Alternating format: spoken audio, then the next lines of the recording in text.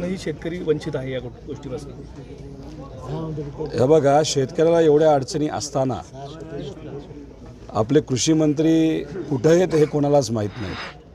त्यांचं वक्तव्यसुद्धा कुठं आलेलं नाही. ते या जिल्ह्याचे नेते असले, या राज्याचे कृषी मंत्री असले तरीसुद्धा सुरुवातीला म्हणजे पहिल्यांदा जेव्हा दुष्काळाची यादी ही जाहीर झाली होती त्याच्यामध्ये फक्त 40 तालुके घेतले होते. खरं तर सरकारकडनं कुठलीही यादी जाहीर होत असताना राज्याचा अभ्यास करावा लागतो. अभ्यास करून ज्या ज्या तालुक्यामध्ये खऱ्या अर्थाने अडचण आहे त्या तालुक्यामध्ये दुष्काळ जाहीर करण्याची जबाबदारी ही सरकारची असते. पण हे सरकार इतकं गोंधळलेलं आहे. 40 तालुक्याची यादी पहिली जाहीर होते, त्याच्यामध्ये निकष वेगळे असतात आणि मग 15 दिवसानंतर लोकांचा रोष वाढल्यानंतर दुसरी यादी जाहीर केली जाते आणि त्याच्यात निकष वेगळे असतात. म्हणजे काय या सरकारमध्ये चाललेलं आहे हे कोणालाही माहीत नाही. दिवाळी या शेतकऱ्यांची गोड करणार असं सरकारने सांगितलं होतं. कुठल्या हेतूतून गोड करणार हे खरंच अजूनपर्यंत शेतकऱ्याला कळलेलं नाही. विम्याचे पैसे पोचलेले नाहीत, पोचले असले तरी 1200-1500 रुपये पोचलेले आहेत. आणि दुष्काळ स्वतःच्या डोळ्यासमोर जे उभं पीक आहे ते जाणार हे माहिती असताना दिवाळी कशी गोड होणार?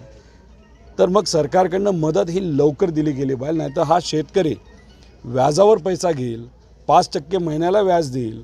मग जेव्हा सरकारचा पैसा वर्ष दीड वर्षाने आल्यानंतर तोपर्यंत जे काय खर्च केलेला असतो तो पूर्णपणे व्याजामध्ये संपलेला असतो. त्यामुळे या शेतकऱ्याची खरी अडचण या सरकारने समजून घेतली पाहिजे आणि याच्यावर बोललं पाहिजे, ना की नको त्या विषयावर बोललं पाहिजे. आता दुष्काळ आहे, 900 घोषित केले बीड जिल्ह्यातले.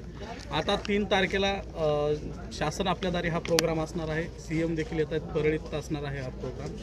कसं पाहता त्यांच्याकडनं तुमची मागणी काय असणार आहे, का आव्हान असणार आहे त्यांना काय?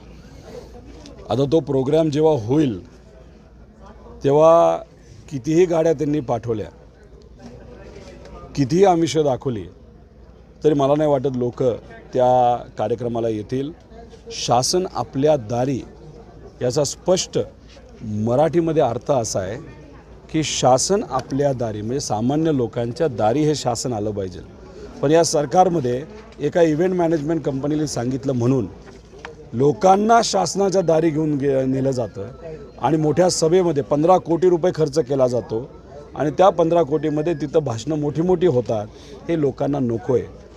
आज जर आपण बघितलं डोल वेळेवर मिळत नाही.